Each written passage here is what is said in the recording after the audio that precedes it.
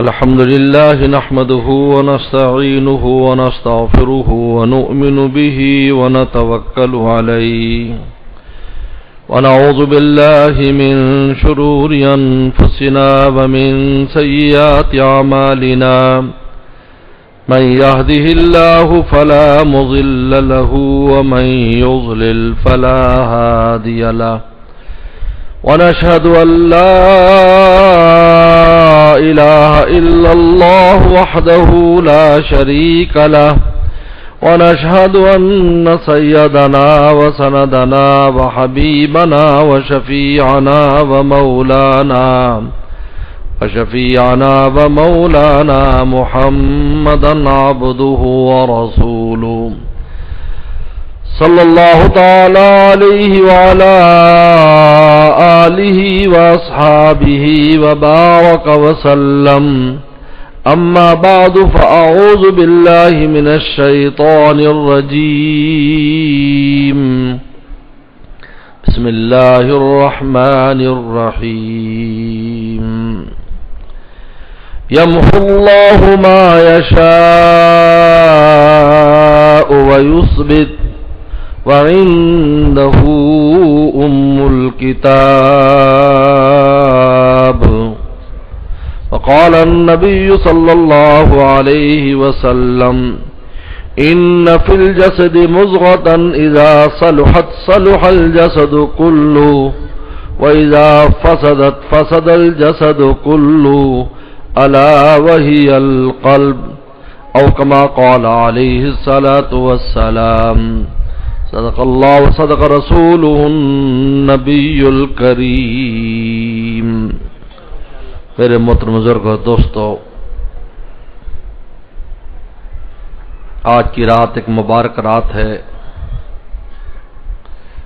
مغرب ہی سے اللہ کی خاص تجلی ہم گناہگاروں کے لیے جلوہ افروز ہے۔ عام راتوں میں شب آخر میں تجلی اترتی ہے، خاص راتوں میں شروع شب میں ہی تجلی آ جاتی ہے۔ خاص اور عام رات کا فرق یہ ہے، عام رات میں اس تجلی سے استفادہ کرنے کے لیے ہمت چاہیے، شب آخر میں اٹھے، رب کی عنایات مانگے، تجلی آئی ہوئی ہے، لیکن اس ارحم الراحمین پر فدا جائیں کہ خاص رات آتی ہے تو مغرب سے تجلی آ جاتی ہے تاکہ کوئی محروم نہ رہے، ورنہ اگر شب آخر میں ہوتی خاص رات میں تو ہمیں آخری رات میں اٹھ کر اللہ کو منانا ہوتا، اس سے مانگنا ہوتا، کتنی مخلوق یہ ہمت کر پاتی، لیکن اللہ تعالی نے چاہا کہ میرا کوئی مومن بندہ جو غفلت میں ڈوبا نہیں ہے، میں اس کے لیے ابھی سے شام سے دروازے کھول دیتا ہوں۔ پردے اٹھے ہوئے بھی ہیں، ان کی ادھر نظر بھی ہے، پردے اٹھے ہوئے بھی ہیں، ان کی ادھر نظر بھی ہے، بڑھ کے مقدر آزما سر بھی ہے، سنگ در بھی ہے۔ مغرب سے آواز لگ رہی، هل من مسترزق فرزقه، ہے کوئی رزق طلب کرنے والا جس کو رزق دے دوں۔ رزق میری رات کی زندگی کا ایک عجیب مسئلہ ہے، ایک مخلوق پریشان اس رزق کے لیے، انسان، دوسری مخلوق پریشان نہیں، ان کو تو ذات الہی پر ایسا اعتماد ہے، ان کو تو پتہ ہماری روٹی مل جائے گی، لیکن انسان پریشان ہے۔ اللہ فرماتے حل من مسترزق فارزقہ، ہے کوئی رزق طلب کرنے والا جس کو رزق دے دوں۔ حل من مبتلن فاعافیہ، ہے کوئی مصیبت زدہ جس کی میں مصیبت دور کر دوں۔ ہے کوئی بیمار جس کو میں صحت دے دوں، ہے کوئی محتاج جس کی میں ضرورت پوری کر دوں۔ فجر تک آواز لگتی ہے، اس پوری کائنات میں گونجتی ہے، ہم انسانوں پر اللہ کی مہربانی ہے۔ میرے دوستو، آج کی رات اس اعتبار سے بڑی خاص رات ہوتی ہے کہ اس میں کچھ فیصلے کیے جاتے ہیں، پھر آپ کے مستقبل کے فیصلے، میرا آپ کی زندگی کے فیصلے، میرا آپ کے رزق کے فیصلے، میرا آپ کی راحت سکون کے فیصلے اس رات میں کیے جاتے ہیں. اس لیے مفسرین نے لکھا ہے کہ فیصلہ تو اس رات میں ہو جاتا ہے، لیکن اس فیصلے کا نفاذ شب قدر میں ہوتا ہے. نفاذ اس وقت ہے. اس لیے تقدیر اور قضاء کا فرق یہ ہے، تقدیر فیصلے کا نام ہے، جب فیصلہ نافذ ہو جاتا ہے تو وہ قضاء کہلاتی ہے. اللہ کا نافذ شدہ فیصلے کو قضاء کہتے ہیں. یہ لوگ کہتے ہیں قضاء و قدر.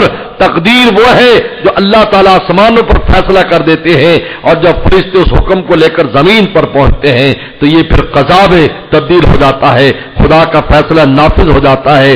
دنیا کے کوئی طاقت خدا کے فیصلے کو نفاذ سے نہیں روک سکتی. یہی معنی عزیز ہے. عزیز وہ ذات ہے جس کے فیصلے کو کائنات کی کوئی طاقت نافذ ہونے سے نہ روک سکے. اس لیے اپنا نام عزیز رکھا ہے، وہ العزیز الغفور. عزیز الغفور کہا میں بہت زبردست ہوں، ایک لمحے میں تمہارے پکڑنے کا فیصلہ کر دوں، تمہیں کوئی چھڑا نہ سکے گا، لیکن میں غفور ہوں، میں معاف کر دیتا ہوں. تمہاری باتوں پر، تمہاری حرکات پر، تمہاری نالائکیوں پر میں تمہاری پکڑ نہیں کرتا، بلکہ میں نے تمہاری بخشش کے بہانے بنائے ہیں. مجھے پتا ہے تم سے خطائیں ہو جاتی ہیں، لیکن تم ایمان والے ہو، تمہارے دل میں کلمہ ہے، تمہارے دل میں رسول اللہ صلی اللہ علیہ وسلم کی محبت ہے، تم میرے پیارے محبوب کے امتی ہو.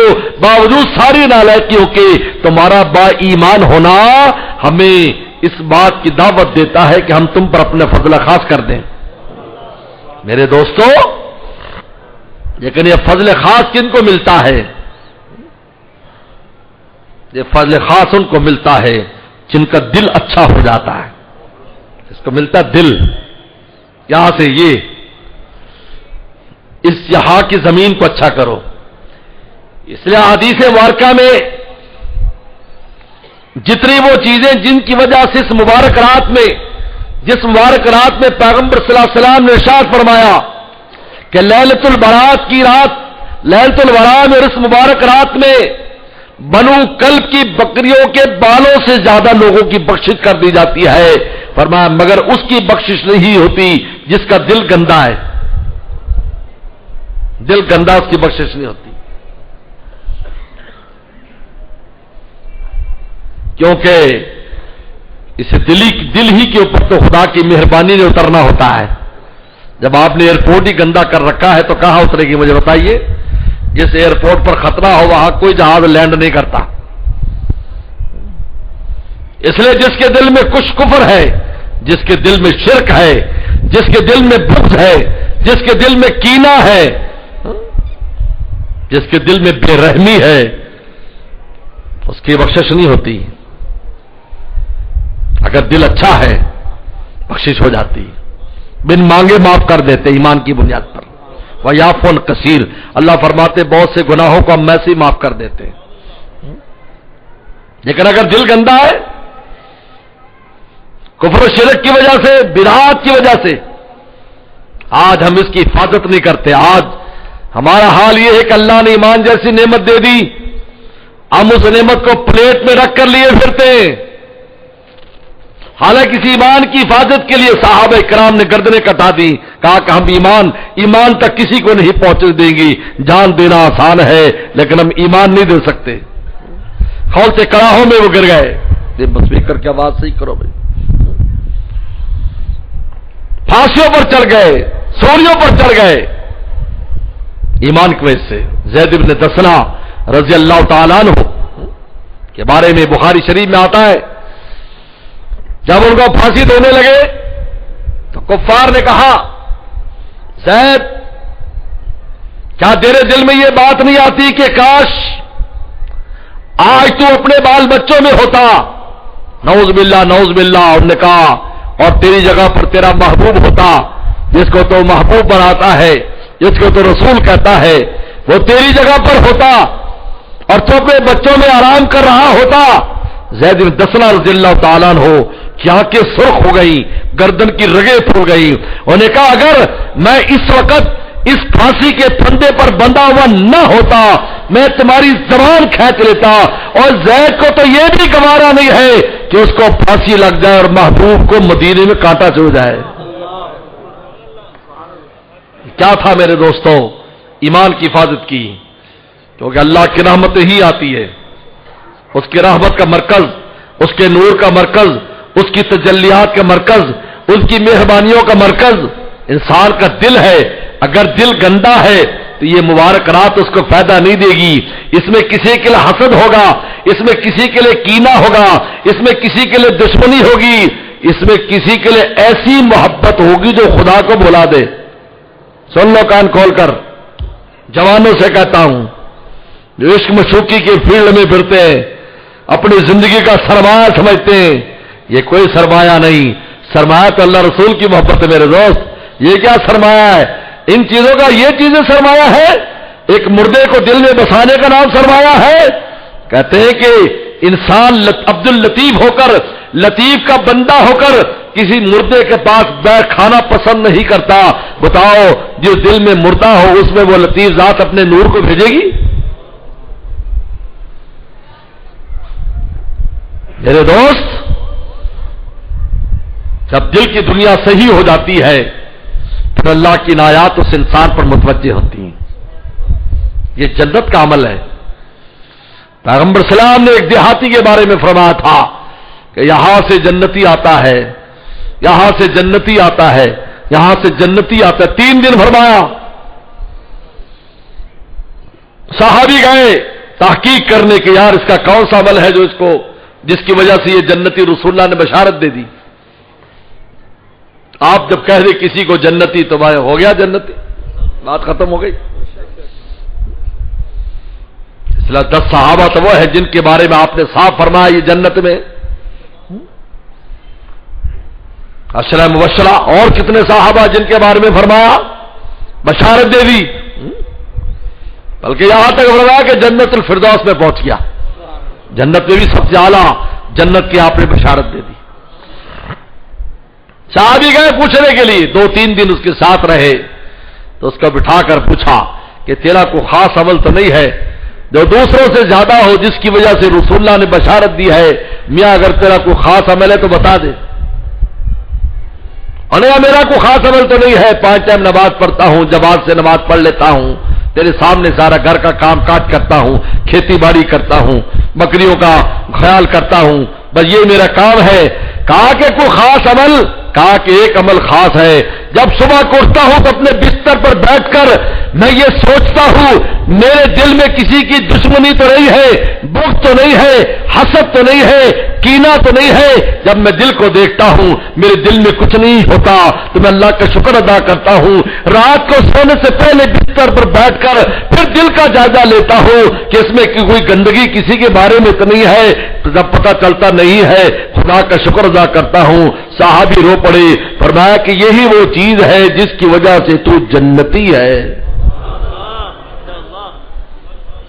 میرے دوست، رسول اللہ نے بخاری کی حدیث ہے، الا ان فی الجسد مضغۃ، سنو لوگو تمہارے دل میں ایک ایسا ٹکڑا ہے، اذا صلحت صلح الجسد کلہ، وہ ٹھیک ہو گیا تیرا پورا جسم ٹھیک ہے. اذا فسدت، وہ خراب ہو گیا، فسد الجسد کلہ، تیرا پورا جسم خراب ہو گیا. الا وہی القلب، وہ دل ہے. اگر دل میں اللہ رسول کی محبت ہے اور دل میں اللہ رسول کو بسایا ہے، ان اعضاء سے اللہ رسول کی محبت کی دلیلیں نکلیں گی. پتا چلے گا، اس کا چلنا پھرنا بتائے گا، اس کا بولنا چالنا بتائے گا یہ اللہ رسول کا عاشق ہے. اور اگر دل میں غیر اللہ ہوگا تو اس کے اعضاء بتائیں گے کہ یہ غیر پر مرتا ہے، یہ مولا کا رسول اللہ کا عاشق نہیں ہے. کیونکہ چھپی چیز ہے، اس لیے تو ایمان پر دلیل اسلام ہے. یاد رکھو، ایمان پر دلیل اسلام ہے. اگر اسلام پر چل رہا ہے دلیل ہے کہ اس کے دل میں ایمان ہے، کیونکہ ایمان تو نظر نہیں آتا، یہ دل کی چیز ہے، یہ دل کی چیز ہے. اسلام بتاتا ہے، نماز پڑھ رہا ہے، اللہ رسول کو راضی کر رہا ہے، اس کے رضا کے اعمال کر رہا ہے، دلیل ہے یہ صاحب ایمان ہے. انہیں پیغمبر صاحب نے فرمایا جس آدمی کو دیکھو کہ مسجد میں آتا جاتا ہے، فرمایا اس کے ایمان کی گواہی دے دو. بھائی ایمان تو نظر نہیں آتا. بھائی ایمان پر دلیل اسلام ہے اس کا مسجد کے ساتھ محبت کرنا، اور مسجد میں آنا جانا دلیل ہے کہ اس کے دل میں اللہ رسول کی محبت اور ایمان ہے. تو میرے دوستو، اس مبارک رات میں جس کا دل خراب ہے بخشش نہیں ہے. دل اچھا کرو، ایک دم میں سب کچھ نکال دو، سب کچھ نکال دو. لوگ کہتے ہیں حسد کا علاج نہیں ہوتا، بڑا آسان علاج ہے. جس سے حسد ہو تو اس کے لیے دعا کر، کونین کی گولی ہے، شفا ہو جائے گی. کتنا مشکل کام ہے. حسد کا مطلب یہ ہے کہ وہ ذلیل و خوار ہو جائے، یہاں دعا مانگ رہے اللہ اس کو ترقی ہو، لیکن تجھے شفا ہو جائے گی، تیرا دل اچھا ہو جائے گا. جب دل اچھا ہو جائے گا تیرا سارا کام اچھا ہو جائے گا، مولا کی عنایات شروع ہو جائیں گی. خود روکا ہوا ہے تو نے، اللہ کی رحمت کے جہاز کو اپنے قلب پر تم خود اترنے نہیں دیتے. خود تم اللہ کے قلب جو ہے اللہ تعالیٰ کی رحمت کو اترنے نہیں دیتے کیونکہ دل خراب کیا ہوا ہے. اس لیے میرے دوستو اپنے دل کی دنیا کو سنوارو. نمبر 2، دوسری چیز، کسی گناہ پر جم جانا. جب آدمی گناہ پر جم جاتا ہے اور اس گناہ کو ہمیشہ کرتا ہے اس کی بخشش نہیں ہے. چنانچہ حدیث شریف میں آتا ہے جو مستقل شراب پیتا ہے اس کی بخشش نہیں ہے، زنا کا عادی ہے اس کی بخشش نہیں ہے، چاہے وہ صاحب ایمان ہے، چاہے وہ صاحب ایمان ہو، اس کی بخشش نہیں ہوگی. کیونکہ وہ گناہوں پر جمنا دلیل ہے کہ اللہ رسول کے بارے میں اتنی غفلت کا شکار ہوتا ہے. کبھی گناہ ہو جانا، آدمی سے کبھی گناہ ہو جاتا ہے تو انسان اس کے لیے توبہ استغفار کی توفیق بھی ہو جاتی. لیکن جب کسی شے کی عادت پڑ جاتی نا، عادت وہ چھوڑتی نہیں ہے. اس لیے حدیث شریف میں آتا ہے کہ جو شراب کا عادی ہے، بدکاری کا عادی ہے، فرمایا کسی مبارک راتوں میں، خواہ لیلۃ القدر کی رات ہو چاہے شب برات ہو، اس کی بخشش نہیں ہوتی. اس لیے میرے دوستو اپنے دل کو اچھا کرو اور گناہوں کی عادت نہ پڑنے دو. یہ بہت خطرناک چیز ہے. جس انسان کو گناہ کی عادت پڑ گئی بس یہ پھر موت تک نہیں چھوٹتی. قبر میں بھی جاتا ہے تو لعنت ساتھ لے کے جاتا ہے اپنے. اور ایک اہم بات میرے دوستو، اس مبارک رات میں 3 بڑے اہم فیصلے، رزق کا فیصلہ، عمر کا فیصلہ، شقاوت اور سعادت کا فیصلہ. حضرت عمر رضی اللہ تعالی ارشاد فرماتے ہیں، اتنے بڑے صحابی، امیر المومنین، خلیفہ راشد، خلیفہ دوم، عشرہ مبشرہ، فرماتے ہیں اس آیت کی تفسیر میں یمحو اللہ ما یشاء یثبت وعنده ام الکتاب، اس کی تفسیر میں ارشاد فرماتے ہیں یمحو اللہ ما یشاء، کہ اللہ تعالیٰ اس بات پر قادر ہے کہ ہماری عمر کم لکھی ہوئی ہے لیکن ہم اللہ تعالیٰ سے جاری کریں تو ہماری عمر بڑھا دیں، مٹا دیں. یمحو مٹا دیں. ہم بدبخت لکھیں، ہم اللہ تعالیٰ سے جاری کریں، ہماری شقاوت کو سعادت سے تبدیل کر دیں. اللہ تعالیٰ نے ہمارے رزق میں تنگی لکھی ہے، ہم اللہ تعالیٰ سے جاری کریں، ہمارے رزق میں وسعتیں کر دیں. اور ارشاد فرماتے ہیں کہ اگرچہ یہ 3 چیزیں بظاہر تقدیر کی تبدیل نہیں ہوتی، فرمایا بندے تبدیل نہیں کر سکتے لیکن مولا تو تبدیل کر سکتا ہے. یمحو اللہ ما یشاء یثبت. ارشاد فرمایا ایک آدمی کی عمر 30 سال ہوتی ہے لیکن قطع رحمی کرتا ہے، قطع رحمی، والدین کی نافرمانی کرتا ہے، کہا کہ 3 دن میں موت کے حوالے ہو جاتا ہے. ایک آدمی کو عمر 3 دن رہ جاتی ہے، صلہ رحمی کرتا ہے، والدین کی خدمت کرتا ہے، وہ خوش ہو جاتے ہیں، اس کی عمر 30 سال بڑھا دی جاتی ہے. ایک آدمی کے لیے فقر و فاقہ لکھا ہے، فقر و فاقہ لکھا ہے لیکن وہ ایسی نیکی کرتا ہے کہ فقر کو اللہ تعالیٰ وسعت میں تبدیل کر دیتے ہیں. ایک کے وسعتیں لکھی تھی لیکن ایسی نافرمانی کرتا ہے اللہ تنگی میں تبدیل فرما دیتے ہیں. ना ये 3 चीजें बड़ी अहमियत की हामिल है मेरे दोस्तों। बाकी सारी चीजें तो मुअल्लक होती है। एक तालिब इल्म ज्यादा मेहनत करेगा फर्स्ट डिवीजन लेगा, लिखा हुआ है, कम मेहनत करेगा तो सेकंड डिवीजन ले लेगा। एक आदमी अपनी सेहत का अच्छा ख्याल करेगा तो सेहतमंद रहेगा, नहीं करेगा तो बीमार हो जाएगा। लेकिन ये 3 चीजें वो है जो तब्दील नहीं होती, लेकिन ज़ात इलाही इसको तब्दील कर सकती है। मेरे दोस्तों, उमर का ताल्लुक सिला रहमी के साथ है। सुन लो कान खोलकर, जो चाहता है कि उसकी उम्र लंबी हो, सिला रहमी करे, अपने वालिदैन की खिदमत करे, रिश्तेदारियों को निभाए, कता रहमी ना करे। कता रहमी इंसान की उम्र काट देती, याद रखो। उम्र कम हो जाएगी, सिला रहमी करे, कता रहमी ना करे, खुसूसन वालिदैन के मसले में।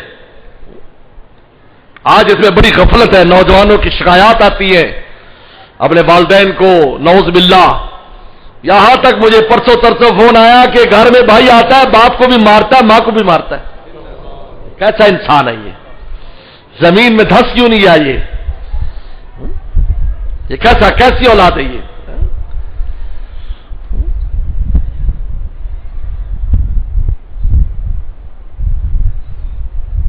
मेरे दोस्त,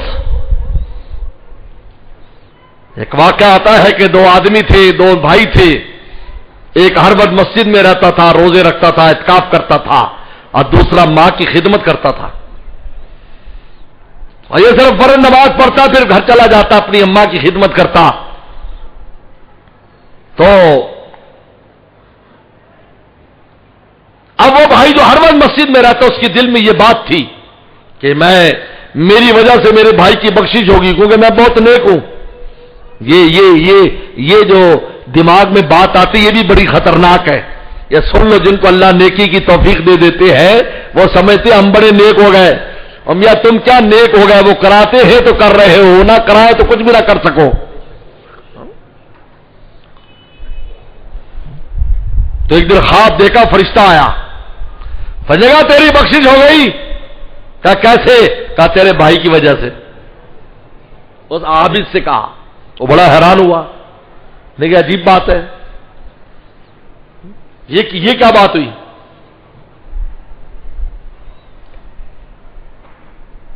भाई मैं तो हर वक्त मस्जिद में रहता हूं, मेरा भाई तो कभी कभी आता है। उन्होंने कहा जो तू काम कर रहा है ना मस्जिद में रहकर, अल्लाह ताला को उसकी जरूरत नहीं है, लेकिन जो तेरा भाई कर रहा है उसको मां की जरूरत है। मां जरूरतमंद है तेरे भाई की खिदमत की, तेरी इबादत की खुदा को जरूरत नहीं है, लिहाजा उसकी नेकी की कीमत तेरी नेकी से ज्यादा है। सिला रहमी, अगर उम्र बढ़ाना चाहते हो, सिला रहमी सुन लो। नंबर 2 रिज़्क, अगर रिज़्क बढ़ाना चाहते हो, तकवा इख्तियार करो, गुनाह छोड़ दो। गुनाह इंसान की रिज़्क को खा जाता है। जो चाहता है मेरा रिज़्क बढ़े, नालायकी छोड़ दे, झूठ बोलना छोड़ दे, आंखों का गुनाह छोड़ दे, जबान के गुनाह छोड़ दे, कान के गुनाह छोड़ दे, फिर देखिए कि आपके रिज़्क में कैसी बरकत होती है, कैसे रिज़्क बढ़ता है। रिज़्क की तंगी को अल्लाह ताला वसत में तब्दील कर देंगे। और शकावत, बदबख्ती सआदत में कैसे बदलेगी मेरे दोस्त? अल्लाह वालों की सोबत से, अल्लाह वालों के पास आना जाना कर। तो क्या हदीस शरीफ में आता है कि नेक महफिल होती है, अल्लाह ताला फरिश्तों से रिपोर्ट तलब करते हैं, अल्लाह मियां वहां कुछ लोग तुझे याद कर रहे थे, तुझसे जन्नत की उम्मीद रखते थे, दोज़ख की पनाह मांग रहे थे। अल्लाह फरमाते मैंने उनको दे दिया जो वो चाहते थे, उनको मैंने जहन्नम से पनाह दे दी, मैंने उनके लिए जन्नत के फैसले कर दिए। तो वो कहते अल्लाह कुछ लोग उस गरज के लिए नहीं आए थे, वो किसी को उनको मिलना था, कोई जाती काम था, इसलिए वो मजमे के साथ बैठ गए, लेकिन उनका मकसूद ये नहीं था कि तेरे लिए आए। अल्लाह फरमाएंगे हुमु जुलसा ला यशका बिहिम जलीसुहुम, ये ऐसे हम नशी हैं कि इनके पास बैठने वाला बदबख्त नहीं हो सकता। अपनी शकावतों को अगर सादतों से बदलना है, सोहबतें तब्दील करो मेरे दोस्तों, अच्छी सोहबतों में आओ, پھر تمہاری شقاوت کو سعادت سے بدل دیں گے. اسباب بتلائے اللہ تعالیٰ نے، طریقے بتائے کہ تم کیسے اللہ تعالیٰ کے پیارے بن سکتے ہو. یہ تین اہم چیزیں جو میری زندگی کا حصہ ہے. ہر آدمی چاہتا ہے کہ اس کی عمر لمبی ہو، ہر آدمی چاہتا ہے کہ اس کے رزق کی کثرت ہو، ہر آدمی چاہتا ہے کہ وہ اللہ کا پیارا بن کر زمین پر رہے. اللہ نے سب کے اسباب بیان کر دیے کہ تم ان باتوں پر عمل کرو، پھر دیکھو یہ نعمتیں ہم کیسے تم کو دیتے ہیں. یمحو اللہ ما یشاء، ہم وہاں پر تمہاری تنگیاں مٹا دیں گے، شقاوتیں مٹا دیں گے، تمہاری عمر کی کمی مٹا دیں گے. ہم تمہاری شقاوتوں کو سعادتوں سے اور چھوٹی عمر کو لمبی عمر سے اور رزق کی تنگی کو وسعت سے تبدیل کر دیں گے، کیونکہ ہمارے ہاتھ میں ام الکتاب، کتاب ہمارے پاس ہے، لوح محفوظ ہمارے پاس ہے، ہم جب چاہے مٹا دیں. حدیث میں آتا ہے جب صبح ہوتی ہے اللہ تعالیٰ نظر فرماتے ہیں لوح محفوظ پر، جو مٹانا چاہتے ہیں مٹا دیتے ہیں، جو لکھوانا چاہتے لکھوا دیتے ہیں. اس لیے میرے دوستو، آج کی مبارک رات مانگنے والی رات ہے، اور ان تینوں کے لیے دعا سب سے مؤثر ہے کہ جب دعا مانگو گے اللہ عمر دراز کر، تو انشاءاللہ تمہیں صلہ رحمی کی بھی توفیق ہو جائے گی. کیونکہ جب دعا قبول ہوتی ہے تو پھر اس عمل کے اسباب کی بھی توفیق عطا فرما دیتے ہیں. یاد رکھ، یہ سن لو کان کھول کر. اس کے اسباب بھی مہیا، جیسے ایک آدمی اللہ رسول اللہ کی شفاعت عطا فرما. اب شفاعت کے بہت سے اسباب ہیں، ان میں ایک اہم سبب مدینہ شریف کی حاضری ہے، تو مدینہ لے جائیں گے، سبب حاصل ہو گیا. جب دعا قبول ہوگی تو سبب بھی دے دیا. اس لیے حدیث شریف میں آتا ہے جو آدمی روزانہ 100 بار کلمہ طیبہ پڑھے گا اس کا چہرہ چودھویں کے چاند کی طرح چمکے گا. تو کسی نے کہا بھی صرف ایک تسبیح پڑھ لے اور کچھ نہ کرے تو چہرہ چمکے گا. کاکنے سے ایک تسبیح کی برکت سے سارے چہرہ چمکانے والے اعمال کی توفیق عطا فرما دیں گے. جب آدمی دعا کرے گا شقاوتیں سعادتوں سے بدلیں گی، وہاں پہنچا دیں گے جن کی سوچ میں بیٹھ کر ہماری شقاوتیں سعادتوں سے بدل جائیں گی. ہم جب دعا مانگیں گے رزق کی وسعت کی، ہمیں تقوی کی توفیق عطا فرمائی. اتق اللہ یجعل لہ مخرجا ویرزقہ من حیث لا یحتسب، وہاں سے رزق دیں گے جہاں سے اس کو گمان بھی نہیں ہے، سوچ بھی نہیں سکتا. حضرات صحابہ کرام کی جماعت جا رہی ہے، وسلم نے بھیجا، اتنی بھوک پیاس فرماتے گٹھلیاں، سارا دن ایک گٹھلی منہ میں چباتے رہتے تھے، کھجور نہیں تھی، گٹھلیاں رہ گئیں، پھر گٹھلیاں ختم ہو گئی، پتے کھانے لگے. کہ ہمیں ایسے اپنے آپ کو مت جیسے ہم بھی کوئی بکری یا اونٹ ہے جو پتے چر رہے ہیں. لیکن بس اب حکم ربانی آتا ہے، صحابہ کرام کی جماعت صبح اٹھتی ہے، دیکھتے بہت بڑی مچھلی آئی ہوئی ہے، کنارے پر پڑی ہے، جس کا حدیث میں نام انبر آتا ہے. انبر 3 مہینے تک اس مچھلی کو کھایا، 3 مہینے تک، پھر بھی ختم نہیں ہوئی. جو بچ گئی مدینہ لے آئے. رسول اللہ نے فرمایا یہ اللہ نے تمہاری دعوت کی ہے، اس دعوت میں سے کچھ بچا ہو تو مجھے بھی کھلاؤ. وَيَرْزُقْ مِنْ حَيْثُ لَا يَحْتَسِبْ، وہاں سے رزق دے گی جہاں سے گمان بھی نہیں ہے. وہ صحابہ کرام جو پیٹ پر پتھر باندھتے تھے کیسر و کسرا کی سلطنتوں کے مالک بن گئے. اللہ اس تقوی کی بنیاد پر رسول اللہ کی غلامی کی عزت کے کہاں سے کہاں پہنچا دیا ان کو. اس لیے میرے دوست بس بات لمبی نہیں کرنی، بات سمجھ لو، اپنے دل کو اچھا کرو. پہلا سبق، ان میں سے ہر گندگی نکال دو، اس کو پاک صاف کر لو. ایک اللہ والے تھے، اپنا دل پاک کر کے بیٹھ جاتے تو کیا کہتے تھے؟ ان کے آنے کا لگا رہتا ہے دھیان. دل صاف کر کے بھی بیٹھ جاتے، ان کے آنے کا لگا رہتا ہے دھیان، بیٹھے بٹھلائے اٹھا کرتے ہیں ہم. کیونکہ آدمی جب دل غیر سے خالی کر لیتا ہے اسی وقت اللہ کا نور شروع ہو جاتا ہے اس میں آنا. اگر کسی کا بغض ہے، حسد ہے، کینہ ہے، بخل ہے، بخل بھی شامل ہے، بخیل آدمی بخل ہے، کنجوس اور مکھی بھی چوس. مکھی چوس کا مطلب سمجھتے ہو؟ ایک ایسا کنجوس تھا، اس کے سالن میں مکھی گر گئی، ان کا ایسے پھینکوں گا تو اس کے ساتھ کچھ مال پانی چلے، اس نے اس کو چوس کے پھینکا، اس سے مسل بن گئی، کنجوس مکھی چوس. بدترین بیماری ہے.